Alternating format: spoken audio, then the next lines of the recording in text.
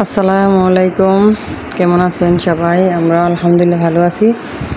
তো আজকে একটা রেসিপি নিয়ে চলে আসলাম। ইলিশ মাছ দিয়ে কচুর ছড়ি দিয়ে রান্না করব, মুখি আর কি, যে যেটা বলেন। তো এইদিকে মাছগুলো আপা পরিষ্কার করে নিচ্ছে, হামিজগুলো ফেলে দিচ্ছে।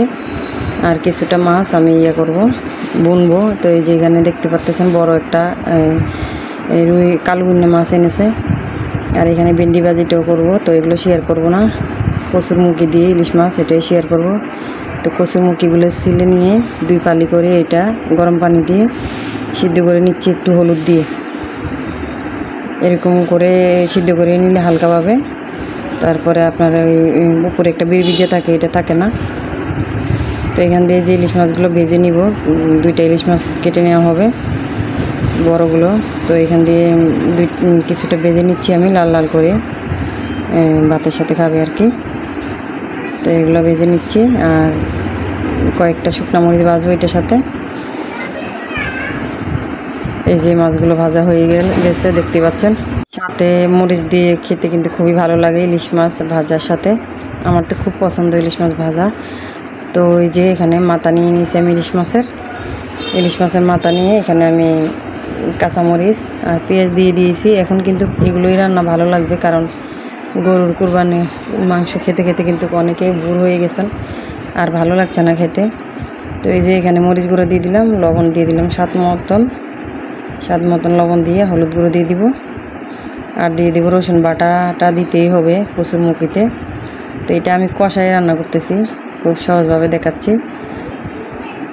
তো এই যে তেল দিয়ে দিলাম, তেল দিয়ে ভালো করে হাত দিয়ে আমি মেখে নিব।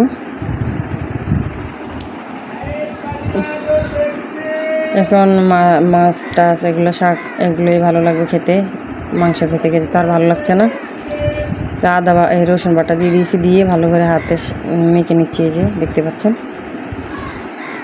আর ওই দিক দিয়ে কচুর মুখিগুলো সিদ্ধ করে নিচ্ছি আমি হলুদ দিয়ে। এই যে মাখা হয়ে গেছে।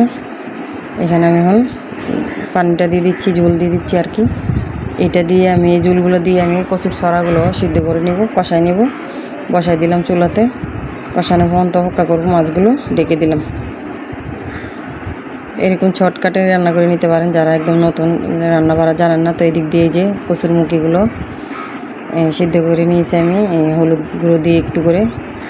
তো এই যে এভাবে করে নিলে কিন্তু কচু চুলকাবে না, আর উপরে যে একটা পিছুল ভাব থাকে ওটাও থাকে না। তা আমি আর একটু করে ধুয়ে নিচ্ছি। আমি যেভাবে রান্না করি এভাবেই আপনাদের সাথে শেয়ার করতেছি আর কি। তো মাছ ভেজে রান্না করা যায়। আমি মাছগুলো এক্সট্রাভাবে ভেজেছি, আর মাথার সাথেও কয়েক পিস মাছ দিয়েছি দেখতে পাচ্ছেন। তো এখন কষে নিতেছি ভালো করে, মাছগুলো উল্টিয়ে দিচ্ছি।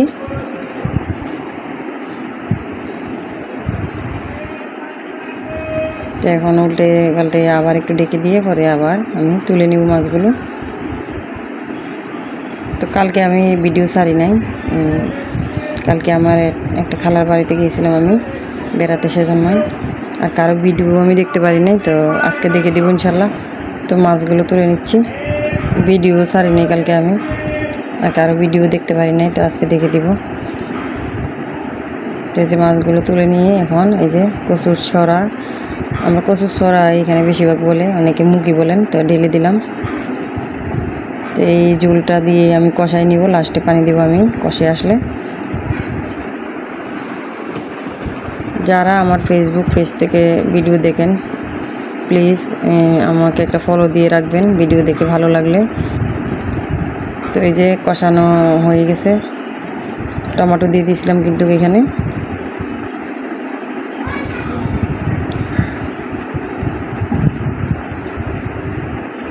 তো এখানে এখন ঝোল দিয়ে দিব।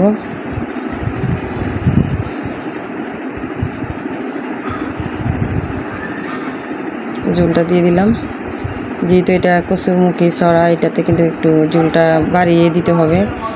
এটা যেহেতু বলক আসবে, তারপরে কিন্তু একটু কমে আসবে, ঘন ঘন হয়ে আসবে। তো ঝোলটা দিয়ে ডেকে দিব, বলক আসলে ভালো করে মাছগুলো দিয়ে দিব।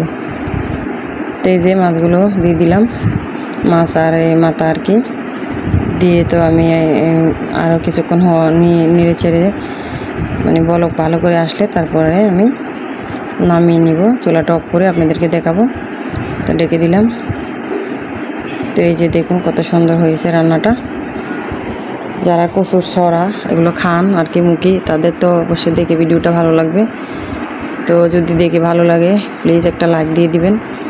আর যারা লাইক দিয়ে আমার ভিডিও দেখতেছেন, আমার দেশের বিদেশের আপু ভাইয়েরা সবাইকে তো অনেক অনেক ধন্যবাদ জানাচ্ছি। তো এই যে দেখুন কত সুন্দর আমি নেড়ে ছেড়ে দেখাচ্ছি, এই যে সিদ্ধ হয়ে গেছে কিন্তু। তো আর কি বলবো, সবাই ভালো থাকবেন, সুস্থ থাকবেন, একজন একজনকে সাপোর্ট করবেন ইনশাল্লাহ। আমি করব। আল্লাহ হাফেজ।